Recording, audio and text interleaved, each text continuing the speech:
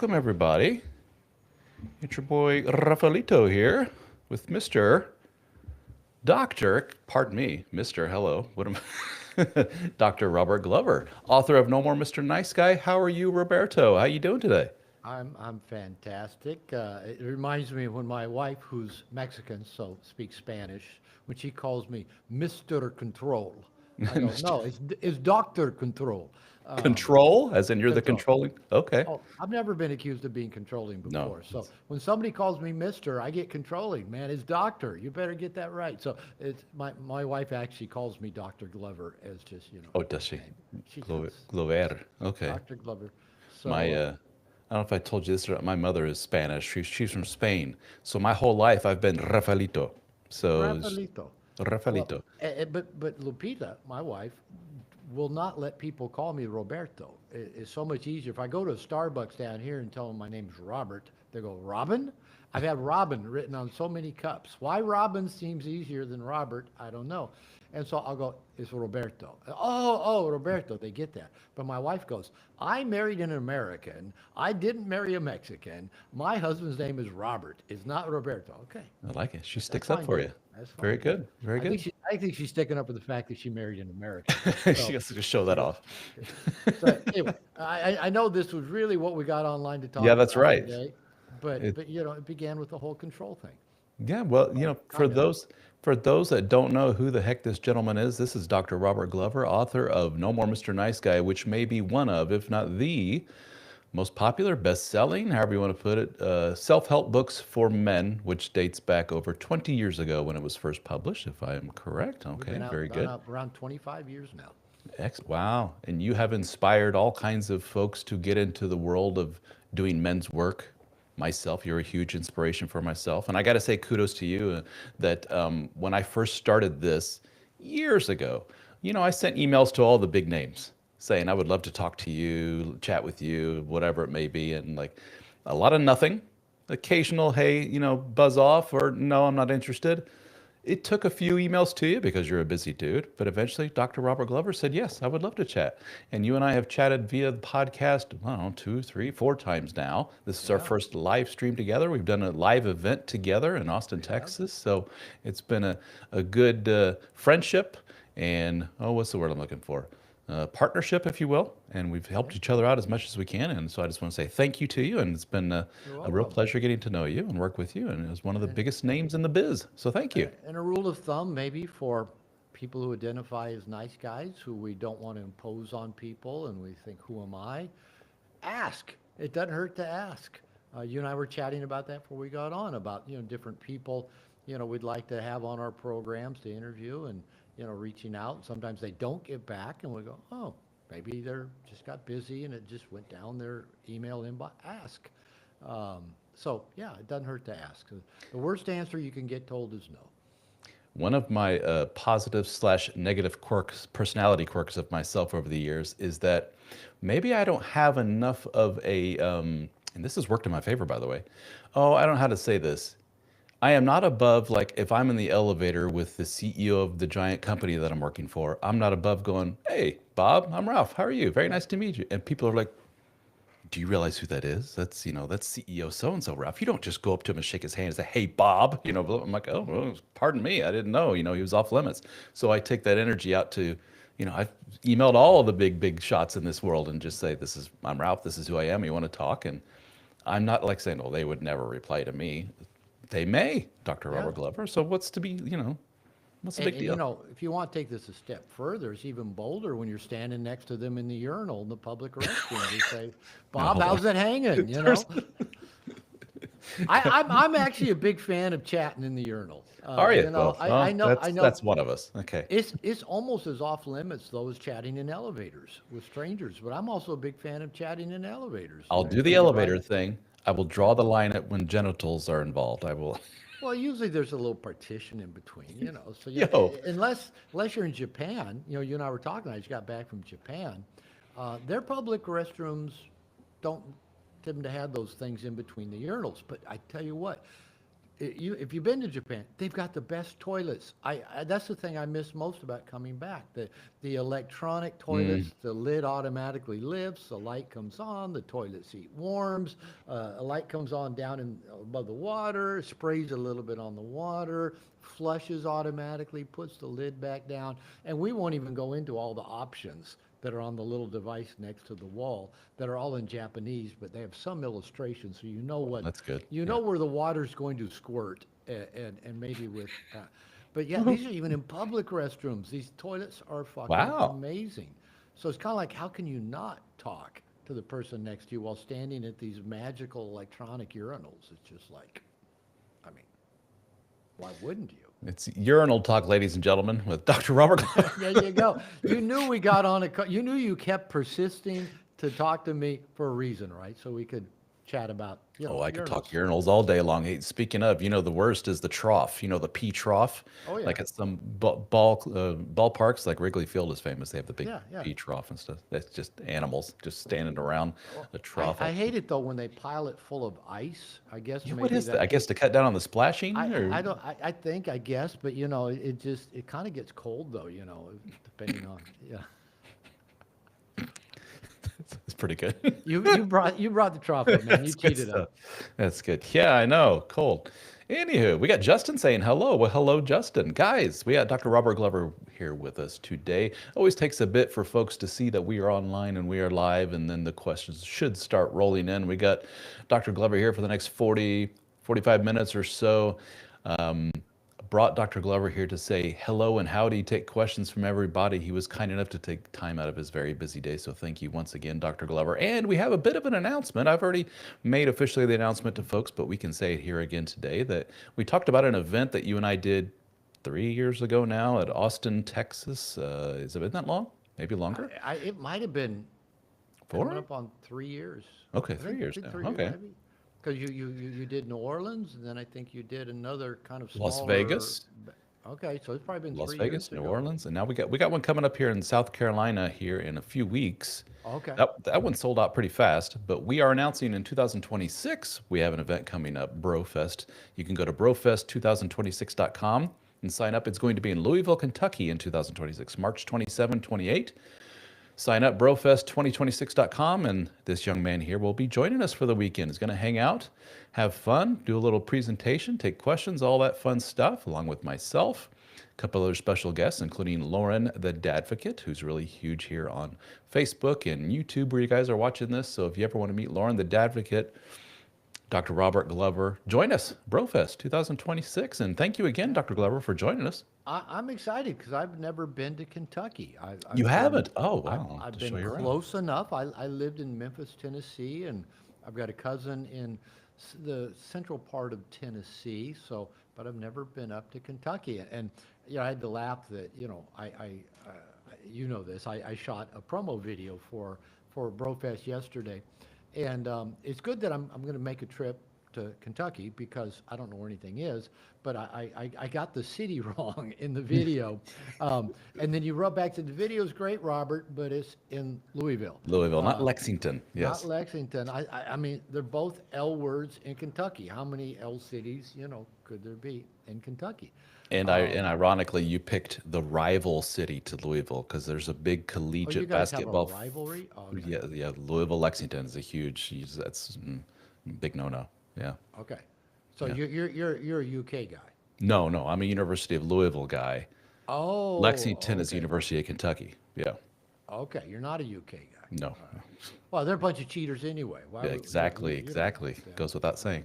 Yeah, I yeah. grew. They hire those big name coaches, and so they can recruit all those. You know, Yeah, they're that's a how it bunch goes. of That's the cheaters. name of the game these days. Well, it's not cheating anymore. It's all above board. Now they can pay the kids whatever anymore. So, They can yeah. move. They can change schools every year now. Oh gosh, it's the portal as they call it. Yeah. So, Yeah. yeah. So Louisville is big with the horse racing, bourbon. I don't know. I don't even know. Are you a drinker? Yeah, you have the occasional cocktail. I live in Mexico. I make an Got the amazing margaritas. margarita. I make Hmm. great margaritas. I actually don't drink a lot anymore. When I was in Japan, I I had don't some either. sake because you have to really if you're in Japan. Um, but yeah, probably the last couple of years, I'll have a drink every 2 or 3 months, and it's no moral issue other than I started counting macros a couple years ago, and when you look at certain things of how many calories they've got, you go, whoa, I better cut back on all those handfuls of nuts I'm eating all Yep. day long, or man, even those eggs that are healthy have a lot of calories. So alcohol has a lot of empty calories, and man, when they announced, I just saw 2, 3 months ago announcing, oh, alcohol causes cancer. Oh, And it's carcinogen. Yeah. Mhm. kind of like doctors have known this for years. I'm going, how did the alcohol industry keep that a secret from the rest of us? Not only does it, contribute to belly fat and unwanted calories and whiskey dick and dementia, but cancer too. So I just thought Fun, I fun. want to keep the brain cells, want to keep the heart Yes. going, want to keep the dick working, want to keep the belly fat off. I figure I'll just, I'll drink occasionally when I'm in the mood. So Everything in moderation, no, I as they actually don't say. believe that because You that don't? we Oh, would have to say rat poison in moderation as well, that's true. which I don't believe. And actually, I don't. We can dive into this. We'll move on from toilets and things like that. Toilets and You rat know, poison. Mhm. a lot of nice guys will say that. They'll say two things I hear a lot from nice guys. One, I just got to find some balance, and number two, all things in moderation. And you warned me ahead of time your contact was Yeah, my moderation. contacts So bother me. So, guys, I'm not winking at you. Okay. yeah, All right. and I think that's even a nice guy mentality. If I can just get the proper balance, or if I can just do everything moderately. But that's what nice guys are trying to do anyway. We're trying to be moderate. We don't want to offend anybody. We don't want to show up too much. We don't want to be in too much of a spotlight. We don't want to be at the extreme. But in my experience, I don't know that I know any successful, happy person that lives a particularly moderate life. Most of the people I know that are kind of kicking ass and having a good time are often at the extremes in some matters. Maybe not with the rat poison, but they're at extremes. Maybe they're excessively in the gym, or maybe they're excessively working, or maybe they're excessively, counting calories or investing their money, or they're doing something often at the extremes. And in my experience, when I'm really invested, when I'm invested in work, when I'm invested in my personal health, when I'm invested in a relationship, when I'm invested in keeping my home up, I have found, for example, that I can only really truly fully invest myself in maybe two or two and a half major things at a time. I've tried to be invested in three or four things at a time, Hmm. and I can't do it. Everything just gets mediocre. So I'm actually really okay with being in moderate, unmoderate. I don't know what the correct pronunciation is, but at the extremes, if it is your calling, if it is your passion, if it's your deepest desire, go get at the extremes. But I also am a big believer that we can cycle on and off of things. We don't have to be, at the extreme of one thing all the time. I will cycle in and out of things. But trying to find moderation and balance in all things, I've never actually seen it be a recipe for success or happiness. So I'll just throw that out there for whatever your people Yeah, listening well put. maybe want to comment on that. I mean, there is the thought of anytime you study anybody who has a great deal of success in whatever endeavor it is, whatever discipline, you will see an intense amount of focus. They have the thing, whatever the thing is that gives them that feedback loop of got to keep going, got to keep going. Maybe it's a guy who builds this business into a $1 billion business and then sells it, and he really goes for it. The danger is when you're so hyper focused and you crank it up to 11, you just said it. You have to know when to say when and Yeah. when to say time out. You can get burnout, panic attacks, burnout. These are things that are big in the entrepreneurial world. We were talking before about being an entrepreneur because we all seem to be wired towards want more, do more. I really love this. This gives me that boost I need. Go, go, go, go, go. Next thing you know, you've only slept 3 hours a day, and that's not good. Yeah, So you, there's you that do balance. you do have to decide, which things you're going to be extreme at. And for example, I can't not pay attention to my physical health. So I'm pretty fanatical that I'm shooting for being in bed around 9:30 at night. I know for a lot of people, they're up till 11, 1, 2. I can't do Hmm. it. My wife does that. I can't do it. She'll go out dancing and having a good time and get home at 3 or 4 in the morning. I can't do it. It's not even my idea of a good time, but that's her. for me, yeah, dear, go out dancing, have a good time. Don't wake me up when you come in. I'm going to bed, and being in bed at 9:30. And since I started counting macros about a year ago now, and I'm down to about the weight I was at in my 30s. Um, Good for I you. found, and I'm still tweaking a little bit at getting more consistent with my daily training because I think at any age it's important, but as we get older, we lose muscle mass, so it's important. So I think you have to decide which things you're going to be at the extremes at. And for example, I won't sacrifice my personal health uh, to be extreme at something else. But I found I can usually take care of my health, take care of my relationships, and and focus on the project that is in front of me. Now, Mhm. my wife will tell me that, she says, you work a lot. I go, you're right. But she's also a very happy woman for a couple of reasons. One, when we are together, I'm all there. I'm fully present. I'm not thinking about something else. I'm not distracted. I don't have my phone out. I'm fully present when we're to get connected, and that's satisfying for her. And the other thing is she's free to live her life on her terms. I think most people get into relationships, and there's this fusion. There's this sense of obligation. You belong to me, therefore you should. You're my wife. You're my husband. You're my boyfriend. You're my girlfriend. Therefore you should live like I expect you to. And I really encourage my wife to live the life completely that that she would choose to live. And I tell her in Spanish, "Tú eres mía and tú eres libre. You're mine and you're free. I'll always be here, um, but live free. Live life on your terms." And so, because of that, she's not sitting around going, "When's my husband going to pay attention to me? He's working too much." She lives a full life. She goes to the gym hour or two every day, goes to dance class every night, goes out for a dance social once or twice a weekend. Every few months, she'll go to a dance event somewhere, Good for and her. and she's really living life on her terms, and she takes good care of her health, and so we can be at extremes, even in relationship. But again, I think we have to be real conscious of how we're doing those extremes. It can't be an unconscious, you know, I often say that we live in a world where we bow down and worship at the altar of Navy SEALs. That, if anybody's a high performing, I don't even have to mention names, but, if their last name, Goggins or Hermosi or people like Hmm. that, we just love their content, and I do too. Super high And, performing, hyper masculine. Hmm. but if you watch enough of it, you go, man, they're still trying to outrun some demon that there's not as enough success, enough money, enough pretty women that will slay that dragon that's right behind, fire breathing dragon on your ass.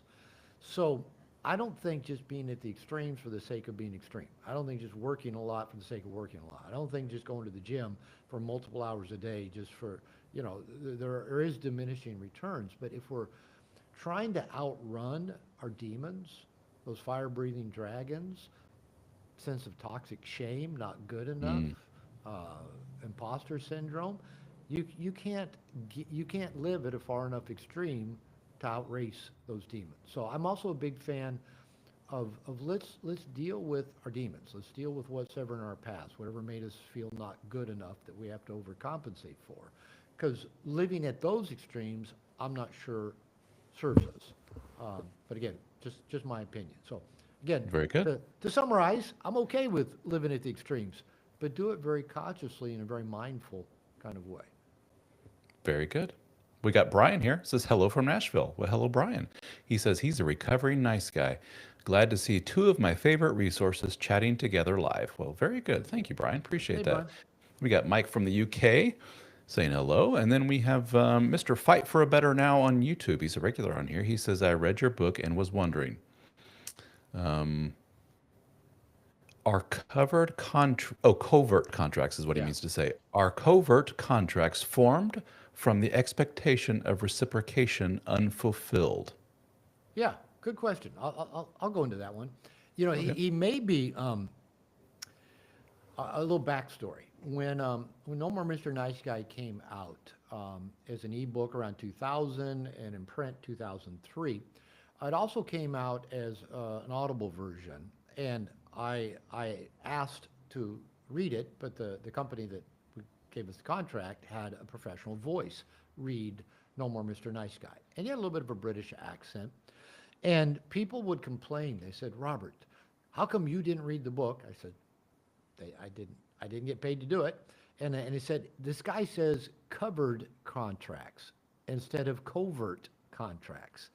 And so after a few years, several years actually, I wrote my agent and I said, listen, we fulfilled that contract. The guy mispronounces covert contracts. And everybody says, how come I'm not reading it? And it only was distributed in North America. So I said, I want worldwide distribution. So my agent contacted the company that had the contract. They said, okay, we agree to cancel it. And about 2 weeks later, my agent sends me this email. He says, we encourage you to consider accepting this offer. And it was from the vice president of the company that had the contract and said, we would like to keep your book, No More Mr. Nice Guy, as part of our evergreen catalog. We believe Dr. Glover and No More Mr. Nice Guy are synonymous. We want you to read it. He said, we've only done this for one other author, but we would like to offer you an advance of $75,000 and $5,000 to come to New York and read it. And I'm going, okay, I just wanted to cancel the contract. Yeah, I didn't know I was twist going my to, arm. Okay. I didn't know I was going to get an $80,000 offer to come do it. Now, all that $75,000, you probably know this in the book world. In advance of. It's an advance on future royalties. So all it really did was boost my taxes for the 1 year that I got the 75K.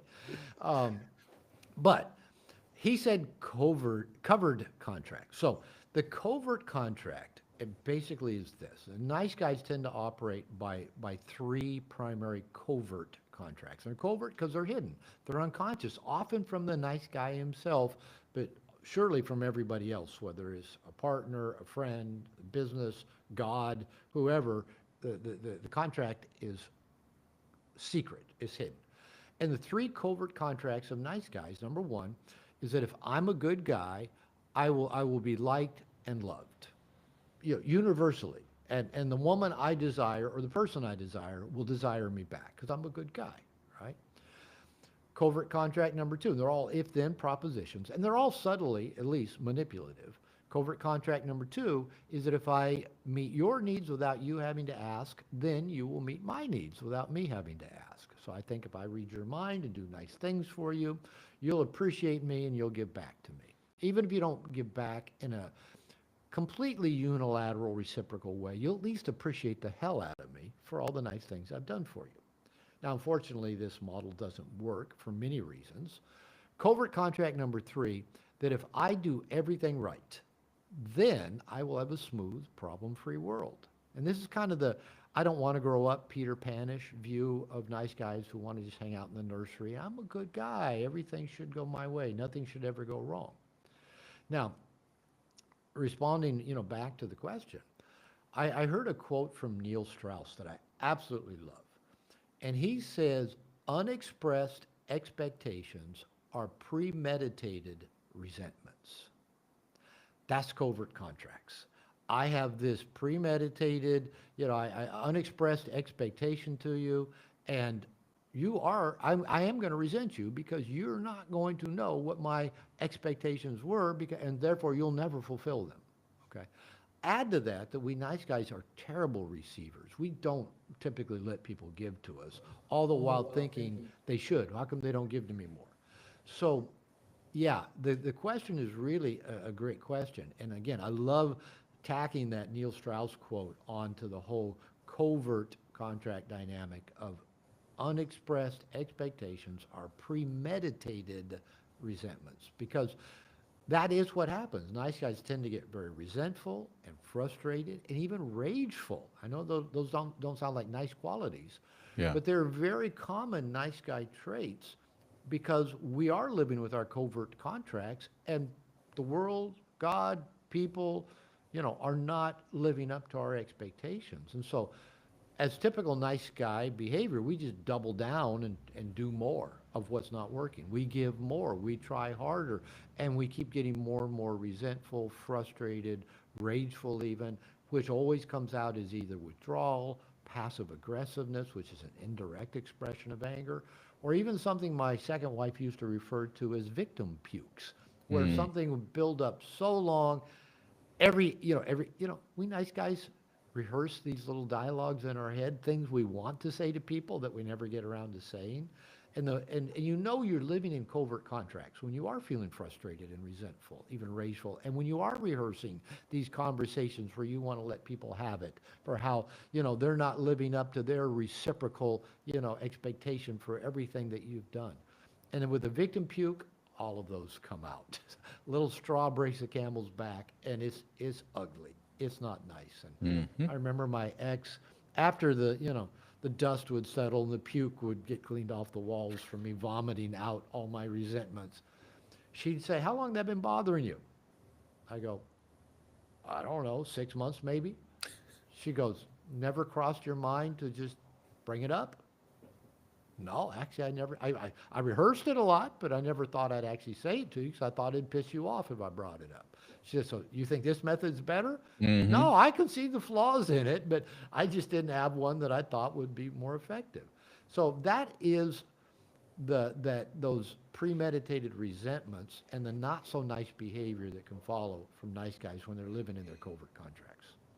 And some of the premeditated resentment is ironically, purposeful in the way of, and a way of kind of holding over the head of, in this example, Mr. Nice Guy, holding back on something. I'm picturing the guy kind of crossing his arms and pouting and watching, saying, I know what she's going to do. She's going to do the thing that I don't want her to do, or she's not going to do the thing that I want her to do. Watch, watch out. There it is. There's Yeah. the thing. It's this premeditated, you're almost sabotaging, waiting for her to fail. So you have it over her like, you have failed me again. It's almost a kind of quasi narcissistic thing. I don't know what you call it. Let's call it full-blown victimhood thing. Yeah.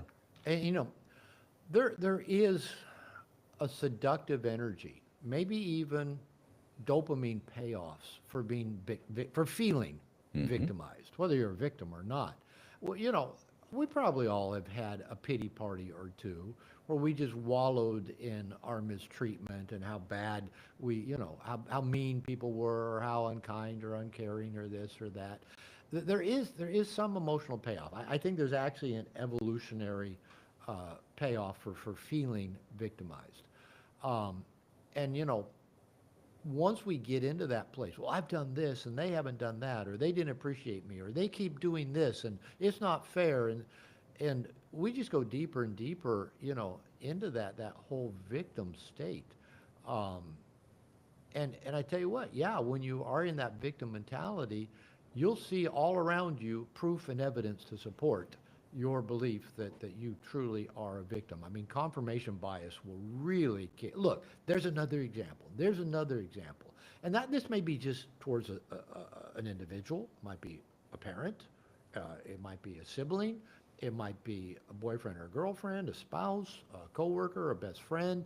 It might be towards women or men in general, depending on which side of that gender fence you're on, where we can just, and I think social media and the internet's just really propagated that whole victim mentality. Like everybody's a Yep. victim nowadays. And it's seductive. Again, it kind of feels good to wallow around in it. But I tell you what, it doesn't serve us or serve the world to be in that victim place. But it's so much easier to blame everybody else than just take some responsibility and accountability for what's happening in my life and make some different choices. Well, it's their fault. They should change. Well, fuck, if that's the way they show up and I don't like it, I guess I need to make some changes. That's on me. But again, it's a whole lot easier just to you know, flame them on social media. Yeah, and we Or tend, as human beings, we tend to gravitate towards the easy. oh, If really? yeah, Oh, okay. if something looks like it's going to be just a little bit more difficult, oh look, something shiny and easy over here, they'll go towards that, and the victimhood is super easy to do. It's Oh, them. it's funny. I kind of always go towards the difficult. Oh, this person, she's in a bad mood. I can fix that. Oh, this person hates men. Oh, I can get her over that. Yeah, I tend to take on those big challenges, and then I get resentful. Wait a minute, I'm the good guy. I was different than all the bad men you were complaining about. I'm different Mm, than your ex. How come you don't appreciate me and treat me different? Yeah, yeah. We set ourselves up yeah, for it a lot of times. yeah, we do. It could be argued, though, you are taking the easy way out because you are acting out some kind of innate programming within you from childhood and so forth that you go after the work in progress. So it's easy for you to, oh, I know this, Yeah. the damsel in distress. I can fix this. And Yeah, the hard thing is to Captain say, Save a Ho. I know that one by heart. Been there, done that. exactly. Started with mom. When I was just a few weeks old. Let's Hmm. take care of mom. She's unhappy. She's mad at dad. Dad doesn't treat her well. I'll be the good man. Yeah, yeah. Most of it is already wired into our nervous system. We tend to Oh go yeah. out and co-create systems that feel familiar for us, and that's why trying to get the other people to change doesn't work because we'll actually reinforce the behavior we need them to show, or we'll go find somebody else or some other situation that feels familiar. And that's why people go into couples counseling. As a marriage counselor for 25 plus years, if the marriage counselor just kind of figures out who's right here, whose side do I need to get on, they're not doing them any favors because both people have co-created that system, or that system wouldn't exist. If both people didn't need it to be exactly the way it was, it would be something else. So that's what you have to dig into is why have we co-created this system, the two of us, whether it's you and I or partners we've got, why did this let us play familiar roles or meet old needs? And if we can't get a handle on that, we'll just keep repeating it over and over again. You got it. And we preach that often in our world, don't we? And that's probably one of the most difficult messages to get across is in this next question here, or comment rather, from Jay kind of exemplifies this. This victimhood, if you will, is so ingrained in our everyday behavior that we literally don't see a way out of it. Like I have no choice but to be a victim. Gosh darn it, what are you people talking about? And Yeah. Jay here says, it's my wife who chose to completely remove all affection, touch, gratitude, and sex from our relationship. I don't want to be a victim, but I can't fix her decision. This is on her. Okay. Well, Jay, Been there, done that. I can top that. On my honeymoon to my second wife, a relationship that began as an affair. So we were both in relationship. So like most affairs, it was highly sexual. On our honeymoon, she said, "Aren't you glad now that we're married, we don't have to pretend to like sex anymore?" Well, I was a true blue nice guy. I had not begun any work on myself yet. I thought, oh, I can fix this. I actually kind of saw it as, a oh, challenge. I'll challenge. I'll be the good guy. I'll get her over this. And 14 years later, I hadn't, right? 14 years later, and, hours and hours of therapy and, $100,000 of therapy expenses between, I now say that was probably, when she told me one time, she said, we probably spent $100,000 on therapy. She loved therapy. She was a therapy junkie. And I now say it's probably 80,000 too much to figure out the marriage wasn't going to work. So, the truth was, yeah, she changed. She announced on our honeymoon, I don't want to have sex with you anymore. And that basic underlying dynamic stayed pretty constant throughout the Yeah, 14-year marriage. And I stayed. I stayed. That's there on you me. go. That's on me. So, do people change? Yeah, they do. And I mean, I'm not saying getting out of some relationships or some dynamics is necessarily easy. And you've heard it. I've heard it from countless men. Well, I made a commitment for life, or there's kids involved, or Money. we're mutually in debt together, or Mm. I make a lot of money and she'll take half of it. I always tell guys, hey, she's got She's got access to all of it now. 100% of it right Yeah. now. And there's not a judge in the world that's going to tell your wife to quit spending your money. But if you get divorced, actually, there are judges that will enforce that. So I get it. I stayed 14 years and kept thinking it'll get better. And that was my covert contract. I can make it better. If I get better, if I, whatever, she'll get better. And and she didn't. She didn't. Not did I grow a lot? Did I write a book about it? Yeah, I'm amazingly grateful. So I would tell the listener, unless you're writing a book about it, they're going to pay you six-figure royalties 25 years after the fact. You might want to consider number one, the two of you getting into therapy with a good therapist and finding out is there more that. Because here's the thing about that whole sexual dynamic and relationship. Again, I've been a marriage therapist for over 40 years.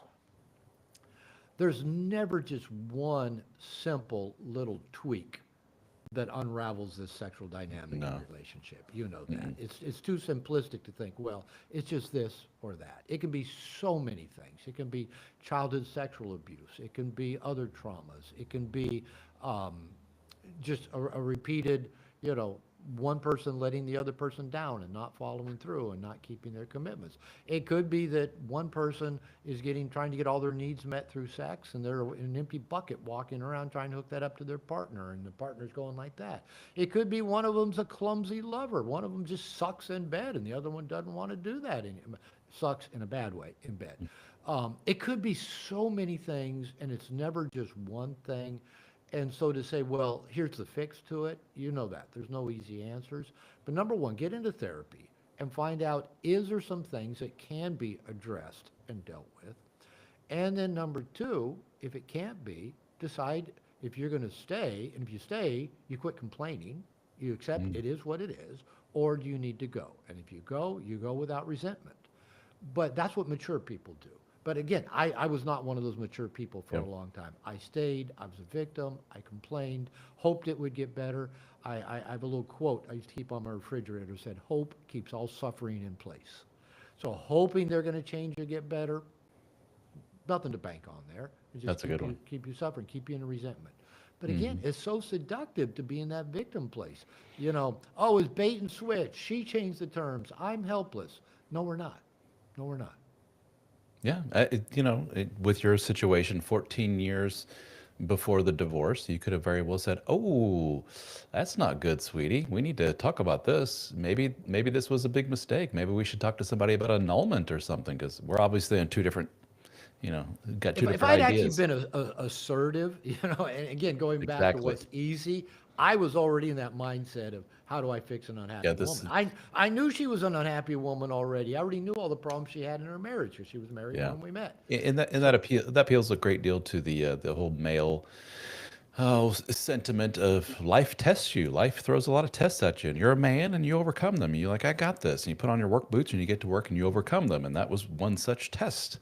But unfortunately, the you missed the solution, which was to go, I'm going to go over here then, as opposed to I'm just going to stay right here and continue hammering my head over and over again and hope that the headache stops. It doesn't work that way. And Jay, that's what we're Right. saying to you, buddy. You sound very well, victimish, like helpless. Like, man, I don't know what to do here. The woman just shut every bit of affection off. Well, you could say we're going to work on this, or Jay goes elsewhere. Well, you know, one thing I did do towards the end of that marriage, you know, about 2 or 3 years before it ended, I was in couples therapy with my then wife. Well, we'd gotten out of it for a while, and I got us back in, and I said, listen, I am going to have sex. And I said before my wife, my then wife, and the therapist, who's a woman, I said, just because she doesn't want to have sex doesn't mean I shouldn't. I said, I am going to have sex. I'm going to walk through open doors of opportunity. I will not get emotionally involved with anybody else. And my preference is that I have sex with you, my wife. But just because you don't want to have sex doesn't mean I shouldn't. And I said, I am going to have sex. And both my then wife and the therapist just nodded their heads. What else could they say? I mean, it made perfect sense that Hmm. there was no reason why I shouldn't be having sex just because the person I married didn't want to have sex with me. Um, and that shifted everything for me. And then Interesting. later on, I did walk through an open door of opportunity. My wife found out about it. She said, I want you to leave. And I go, okay. I left. Say no more. About 2 weeks later, she said, I want you to come back and work on the marriage. I go, ain't coming back. It Yeah. was too hard for me to get out. I'm out. I'm not coming back in. And so that was the best thing that I did in that marriage, is just to say, I am going to have sex. And I said it out loud. It wasn't hidden. It wasn't a covert contract. It wasn't manipulative. It was just stating how I was going to live my life moving forward. My preference was to have sex with her, but just because she didn't want to doesn't mean I shouldn't. And, you know, it took a while to get to that place, but it was amazingly liberating. Just curious, assuming she's still around, do you still have somewhat of a relationship with wife number two there, the friendly or otherwise, or? I assume she's still around. I haven't heard Okay. otherwise. Um, Another backstory. My first two wives, I've been married, I'm on my third marriage. Lupita and I Hmm. have been married 8.5 years now. My first two wives, actually, both of them remarried within 2 weeks of our divorces being final. Both of them, which made me wonder, how important was I? So Yeah. 2 weeks. And then my second wife, I think, then filed for divorce about 6 months later and then got married again. I don't know how that's gone. I Wow. stayed more in touch with her kids, my stepkids, than I did with her. But about 10 years ago, she reached out to me and Oh, said, I'd like to come to Mexico and chat. And I was dating my then wife, my present wife now. And I told, she was my girlfriend at that time, Lupita. And I said, oh, my ex-wife wants to come talk to me. I said, I don't think I want to talk to her. And she says, oh, I think you should. Said she either, wants to say she's sorry or fuck you. And I said, well, she's not real good at I'm sorry. That wasn't in her vocabulary. And she wasn't actually yeah. real good at the fucking part either. At least not while we were married. Not, yeah, Um, not post nuptial. and Yeah. so, I met with her and we had a coffee at a Starbucks and just chatted some about the past, very casual conversation, talked some about my stepkids and how they were doing. Um, and made a comment. She says, I used to think, everything was so terrible between us, but, it wasn't always that bad, and we were actually pretty good parents. And I go, yeah, we were actually. We parented pretty well. You were always at the extreme blowing up, and I was always keeping things calm. And actually, the It's a kids, good dynamic were there. okay. It worked.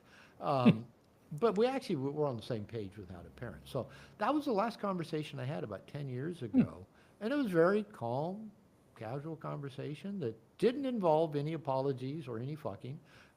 But, she, you know, seemed very calmed and centered, and it was a very pleasant Kind of like conversation. her version of closure. She just needed I to, think it was. I think yeah. that was really her coming and doing. I think maybe she was.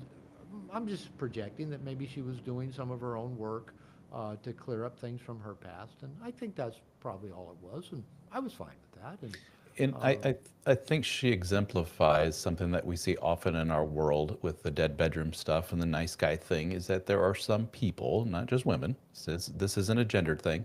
It sounds like, with what little I know, what you shared here, that she is of the type that initial honeymoon phase, getting to know you, and if you layer like the energy of an affair on top of that, it's extra invigorating. Like oh yeah, always.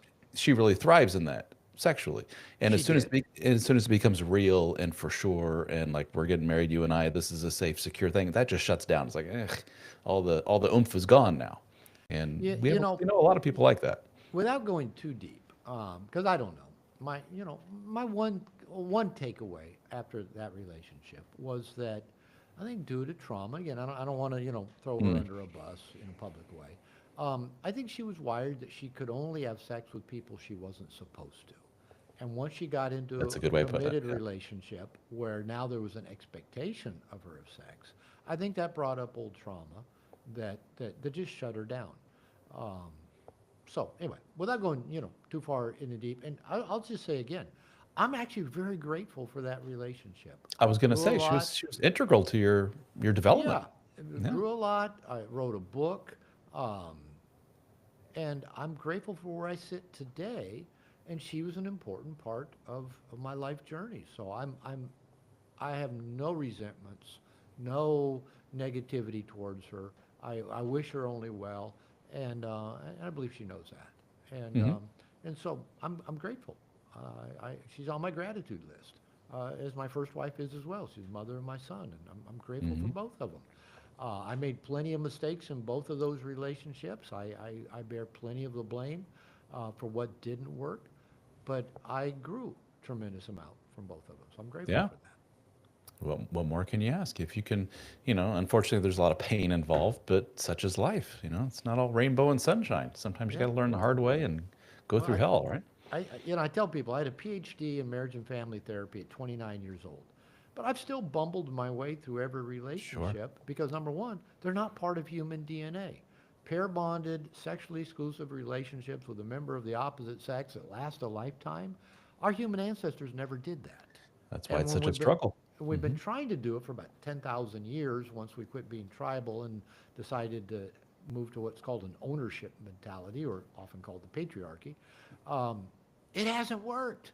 but we still keep thinking it should. This should work. It should be easy to find my soulmate. It should be easy to fall in love. It should be easy to find that one person who's going to bless my life, who I'll want to be with forever, and she'll want to be with me forever. And it should be easy to be together forever. No, it's not, because it's not in our human DNA.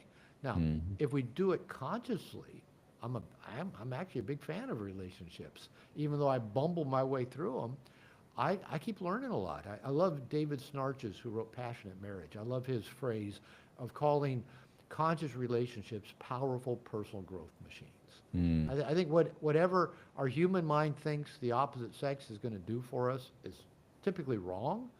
But if we accept our partner as a gift to help us grow, man, that's nothing but good's going to come out of that, even if it is frustrating and painful and create struggles. Well, that's where the growth comes. And unfortunately, for nice guy types, which for those that don't know, I guess you could say it's a slang term. That's how I often describe it for codependent types. You're Codependent, yeah. Simp's you're, another term that's commonly used with the younger Simp is the generation. new one we hear, yeah. Yeah. So the unfortunate layer of complexity on top of everything we're talking about is if you're of that flavor, persuasion, Mr. Nice Guy codependent type, you tend to pick types that make things even more difficult for you in the relationship game, a lot more difficult for you, and people that you probably shouldn't be in relationships with to begin with, like wife number But two. but but we don't know that because We it don't just know that. feels normal. Like Hmm. I'm amazingly attracted to unhappily married women because my first love object was an unhappily married woman. It was my mother, Another. Hmm. and that just got wired into my nervous system. I can spot a sad, unhappy woman just energetically. Now, once I became aware of that, I had to start making different choices about how I did relationship, and that was actually the challenging part. As you said, the easy part was just going with what came naturally. So I had to start making different choices. Now, another word for codependence. I'll talk about this for a minute, and then I'm going to have to wrap because I got Yes. another live Yep. stream coming up. Um, I did not use the word codependent in the book No More Mr. Nice Guy, and that was a conscious decision. Because at that time, the only books or only real writing about codependency was either the partners of addicts, so that's where the word Hmm. originated. They were codependent, dependent on their addicted partner, and it was primarily directed at women. And there are books like Women Who Love Too Much and Codependent No More and Overcoming Codependency, and a lot of the books for adult children were aimed at women because I guess maybe women bought the books. So I consciously did not use the word codependent, but that's what nice guy syndrome is codependent. The covert contracts are the basis of codependency. Now, another term that I like even better, that I think is more descriptive, is called borrowed functioning. That codependent relationships are actually borrowed function relationship, meaning I only have meaning or value or identity in relationship to you or this other thing. If I have a good-looking wife, I get identity from that. If I have a partner who has problems, I get identity that she needs me to help her fix those problems. And if I don't help her, she won't find a way out. And that can be really messy because if my identity comes from her having problems that I help her fix, I will actually sabotage any progress she makes because if Hmm. she actually gets better, she might not need me. So where's my functioning? Where am I needed? Now, I mean, for example, even it can be as simple and weird as my dog. I love my pit bull Nala. She's just the sweetest dog. Everybody loves Nala. I get so much joy out of that dog, but I get joy out of people loving my dog, which is a form of borrowed functioning, right? Because other people love my dog, I feel good inside. Well, what if I didn't have that dog, or what if people didn't love her? Who would I be? Would I still be me without Nala? Would I still be me without my partner? Would I still be me without No More Mr. Nice Guy, without my book? I've pondered that before. Hmm. How would I view myself as my identity if I wasn't Dr. Glover, if I'd not written No More Mr. Nice Guy, if I'd not accomplished what I've accomplished? Who would I be? And it is so easy to get our identity from all these other things external to us, even if they're the things we created or accomplished. But they're not who we are, and they're not our identity, and they're not where we get our value. But we're getting right at the end of the call, pretty deep stuff. Yeah, yeah. The good stuff. So you may ask, where are you getting your identity? Where's your borrowed functioning? Is it through Do you think, well, I'll never be valuable unless I have a girlfriend or a wife?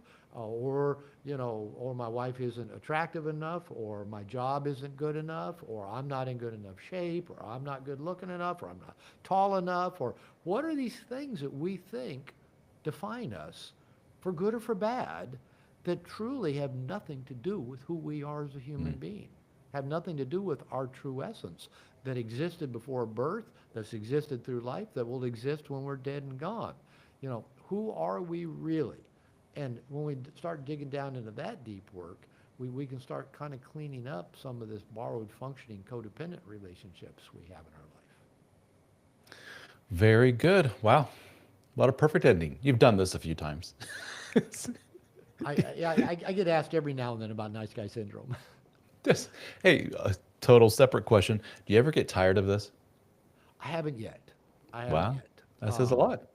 I typically average week do 4 or 5 interviews a week. So Dang. I talk about it a lot, and I still enjoy it because every conversation is different. Yeah, yeah. And I love getting those emails. Maybe it's still borrowed functioning when people say, Robert, thank you. Your book changed my life. Sure, sure. I'm Yeah. grateful to you. Validating. Hmm. I like getting those. I Yeah. don't depend on them, but I like knowing I make a difference. And I think most of us do. Yeah. Well, I love our chats because every time I leave with a little something extra, a little nugget of info that makes me, I like Great. that. And then you explore it Great. further. I mean, that's what these are all about, right? We learn from each other. So, guys that are watching this, Conversation. Yeah. Dr. Robert Glover, if you haven't yet, go get a copy of No More Mr. Nice Guy. Check out Robert's group, Integration Nation, which is a private community for men. And you have your open enrollment. Was Going that on right yesterday? now. Right Started now. Oh, started so if you started want to join. yesterday, going through Thursday. So if people are watching this live, yeah. This is so fun because there's so many great men's membership programs out there, and you've Hmm. been doing this long before me. And I love that, I have people like you and Connor Beaton and Traver Bowen and, all these other guys that have great men's programs. I have them on my program. You guys have me on your programs because we're all committed to helping men do their work. And it's none of this, competitive, oh, he might get somebody. I just love that we're working together for the same cause. Absolutely. I always say if there's a guy that comes to me and says, Ralph, I think I'd prefer to go to Glover's group. I tried it out. I like it better. I said, go. What am I Yeah. going to hold a gun to your head? No, you must be in my group. Gosh darn it. No, if the end game, we can't lose sight of it. It's just to help out dudes. We got a lot of dudes out there that are hurting, need some help, need an extra little boost over the wall. They get it through you, through me, through whoever. Fine. Go get help. That's all we ask. So, Dr. Glover, you're one of the best, my friend. Thank you so Ralph, very much. We thank appreciate you. you.